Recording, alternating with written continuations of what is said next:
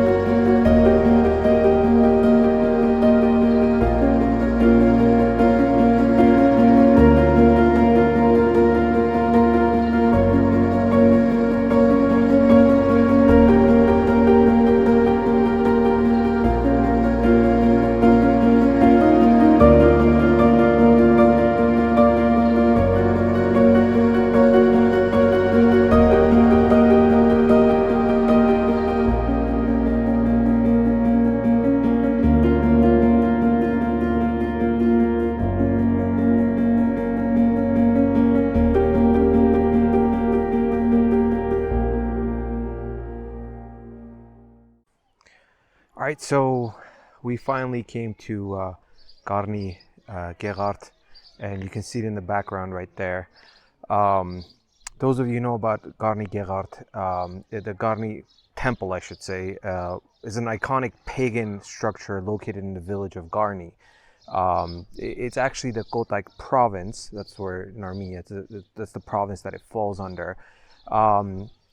It's the most outstanding example of Hellenistic architecture in the region, which is, standing as the only Greco-Roman building in the post-Soviet era. This was constructed in the 1st century AD by the Armenian King Tiridates I. The temple was dedicated to the sun god Mir. When we talked about Mir, and when Armenians used to have these many gods in our podcast, the structural is built on a triangular cliff overlooking the Azat River, which I'll show you guys later. It's like a gorge basically, and the river runs through it. Includes a blend of I guess you can call it Greek and Armenian design elements, as far as the structure goes. Now, in 1679, there was a powerful earthquake that devastated the temple and pretty much reduced it into ruins. But in the 20th century, it was reconstructed from, I believe, 1969 to 1975, sometime in that time frame. The Soviet Armenian government allowed for the reconstruction of the temple to kind of put it back together.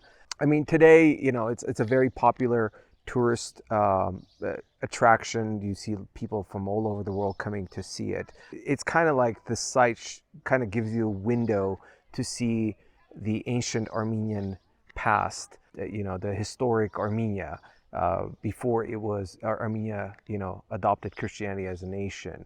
But it's a breathtaking site. It's beautiful. So if you guys are here, I would definitely recommend to come see the Garni Temple. That's pretty much it as far as this. So I'm gonna take some closer shots and hopefully maybe some drone shots as well. So we'll see what happens. But that's pretty much it.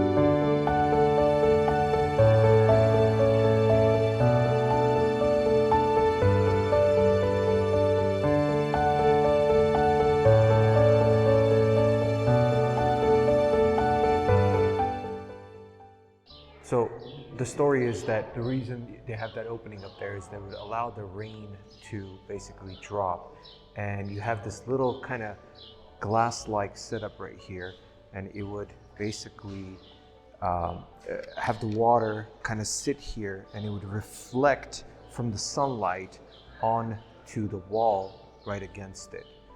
I'm not sure what the true meaning behind it is, but it's very interesting that they had this setup back then. I'm assuming it had to be some kind of during prayer time that this took, that this would happen, so.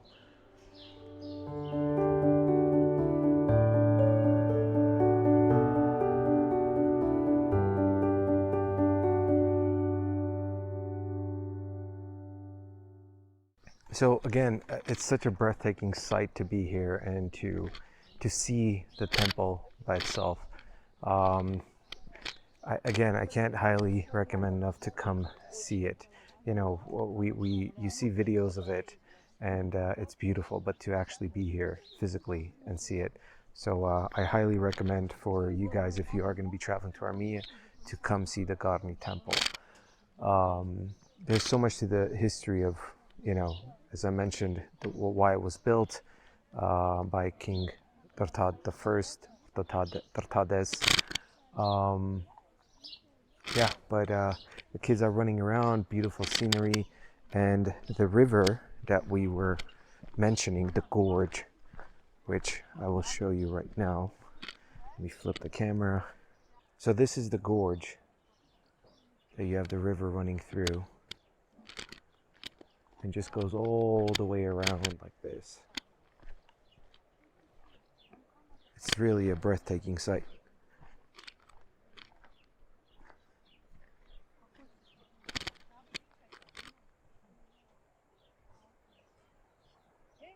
So we did the tour, and again, it's an amazing feeling being here. I love it, you know, especially the fact that we talk about these historical sites, and the kids had a blast. I mean, besides being around the temple, it's like these gardens around it, and full of fruit trees, sour plum, mulberry, red and white, which are just, if you've never had mulberry, you gotta try it. It's amazing. So we're just hanging out here for a little bit. The kids are gonna have some ice cream, and then we're gonna head out soon. But again, it was a really good experience being here. So I just love it. I love it. And you know, one thing even my wife said, you know, it's like when you're on Armenian soil, it's a different feeling. So again, if you get a chance, come visit. So, and we're gonna move on, continue with the trip, and I'll show you guys some more sites that we visit. All right.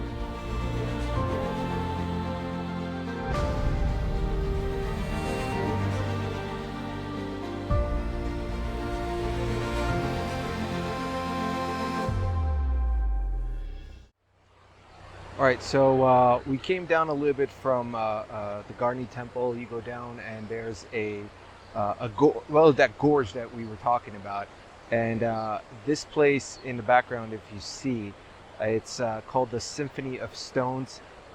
It's also known as the basalt organ. Is a natural wonder located in the Garni Gorge, in basically in the Garni region. The fascinating geological formation consisted of well-preserved basalt columns which rise high along the gorge's walls. The columns, basically hexagonal in shape, were formed like millions of years ago due to a slow cooling of volcano lava. The process caused the lava to crystallize and fracture into unique shapes seen behind me, basically, with resemble organ pipes and stacked basically symphony stones, and that's where the name came from. So it's a gorgeous site, and I mean, you got to come down here and see it. It's beautiful. It's amazing.